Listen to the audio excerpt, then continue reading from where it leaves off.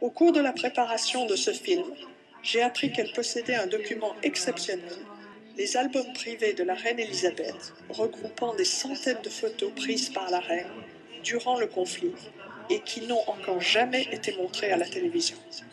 Des livres, des photos faites par notre grand-mère commune. Oui, donc c'est toutes les La années reine de guerre. Elisabeth, oui. On peut regarder? Oui, on en prend. Habillé. Pas habillé en militaire. En parcourant ces albums, je me rends compte combien ils sont exceptionnels. On y découvre en images 4 ans de vie intime et presque quotidienne de la famille royale durant la guerre. Elle m'a raconté, oui, évidemment. Moi, je suis beaucoup plus vieille que toi, c'est vrai.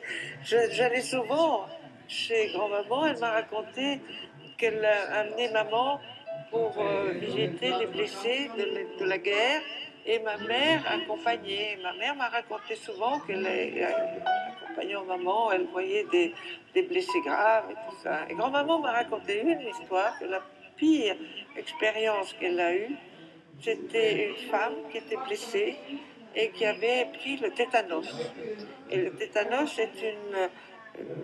c'est une agonie qui dure assez longtemps et tu te tends toutes tes nerfs. Ne vaccinez pas, j'imagine, à ce moment-là contre le tétanos. Et la dame en question elle a demandé que la reine soit assise jusqu'à sa mort.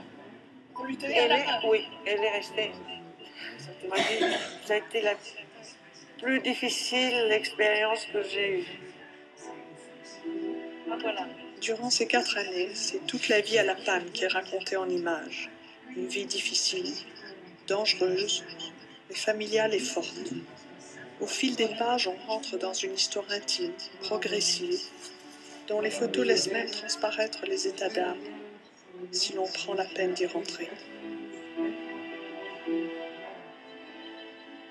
Ce qui me frappe dans ces albums, c'est cette chronique que fait ma grand-mère de ces 4 années de guerre, vécues à travers les yeux de la famille royale. Dès les premières pages, on y voit leur arrivée à La Panne, puis les premiers jours d'installation, à quelques mètres seulement de leurs soldats. C'est aussi l'arrivée des premiers ballots, cadeaux des Américains et des Anglais, contenant les éléments essentiels à leur survie et que l'on entrepose devant les villas royales. On y voit aussi les premières manœuvres de cette poignée de soldats chargés de défendre ce dernier lambeau de Belgique. On se rend compte aussi que l'on manque de tout, avec l'arrivée des premiers orphelins de guerre, auxquels on a pu en urgence trouver des lits, mais qu'on ne sait pas très bien où mettre, faute de place. C'est aussi l'arrivée des premières infirmières, qui durant 4 ans vont sauver des milliers de vies.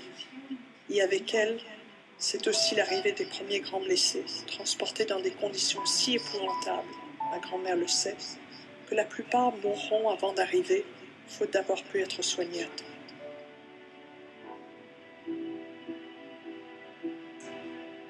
C'est enfin les premiers balbutiements d'une vie culturelle, d'un orchestre qui tente de jouer malgré le vent des dunes, d'une troupe de théâtre que la reine met en place pour remonter le moral des soldats.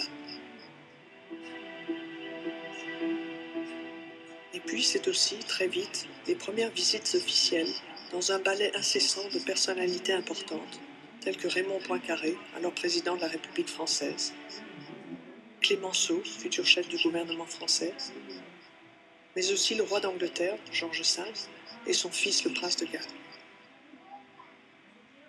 George V, que ma grand-mère s'amuse ici à photographier, en train de déballer et manger ses tartines avec le roi Albert, comme 2 simples collègues de travail.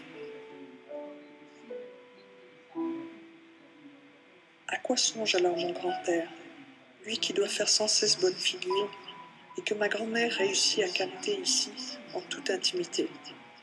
Il semble triste, sombre, mélancolique. Songe-t-il à ce territoire de dunes dont il est le roi à présent, qui se réduit à une peau de chagrin?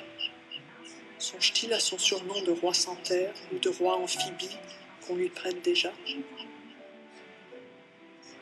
Songe-t-il tout simplement à cette guerre qu'il est, à cette Belgique stoïque, résistante, qu'il doit, c'est son devoir, incarner à présent?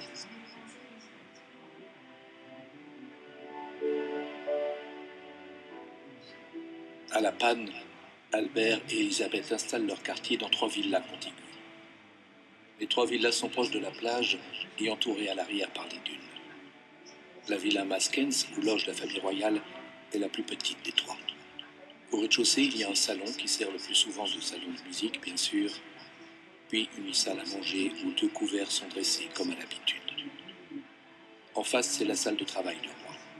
Au mur, des plans de l'évolution des combats qui n'ont lieu qu'à quelques kilomètres de là. Les fenêtres sont collées par des rubans adhésifs pour éviter qu'elles ne cèdent sous les possibles bombardements.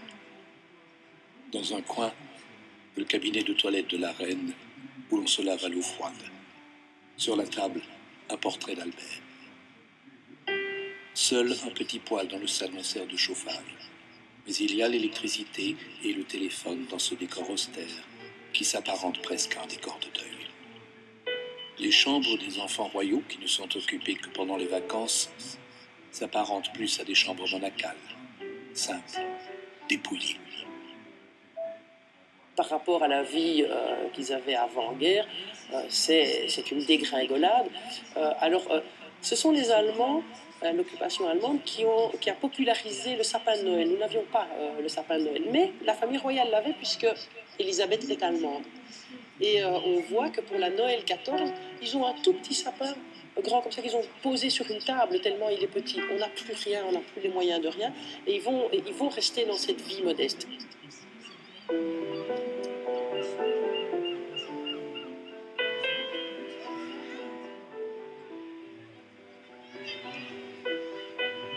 Je savais par mon père que les conditions à la panne étaient très difficiles, avec toujours cette menace, ce danger permanent d'être pour les Allemands une cible prioritaire. Le risque physique est certain, mais par exemple, le roi Albert est furieux quand la presse française, par des articles laudatifs, explique en long et en large que le roi est dans une villa de la Panne qui s'appelle la villa Maskens, etc. Et comme il dit, et pourquoi pas signaler aux avions allemands où je me trouve pour qu'ils puissent bombarder le soir. Mais aujourd'hui, que reste-t-il? Ai-je des chances de trouver une quelconque trace de ce séjour ou un témoignage précieux qui me permette de mieux me rendre compte de leur vie à la panne? Où étaient exactement les villas royales?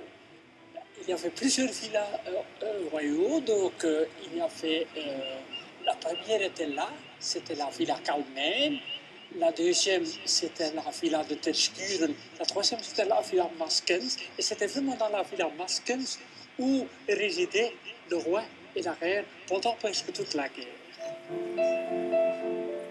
Quel souvenir la population de La Panne a-t-elle gardé du passage du roi et de la reine?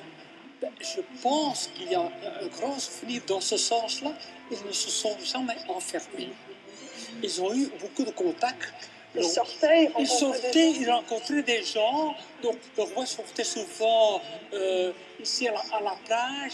La reine allait beaucoup à l'hôpital de Sion où donner des services. Et je pense que ce n'est pas exagéré de dire qu'il n'y a pas de militaires ni de civils qui vivait à La Panne pendant la Première Guerre mondiale, qui n'a pas rencontré le roi ou la reine.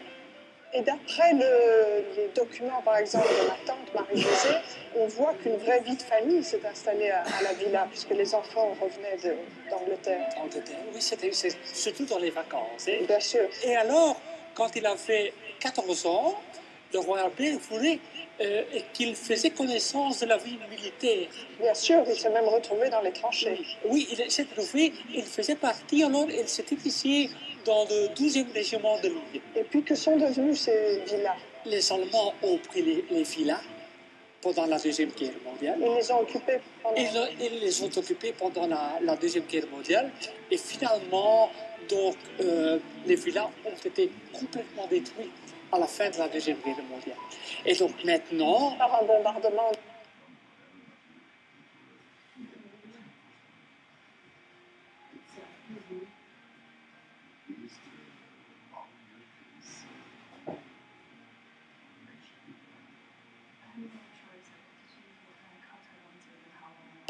C'est un bombardement à la fin de la guerre. Et donc maintenant, il n'y a plus rien, malheureusement, on peut le dire, mais il n'y a plus rien qui reste.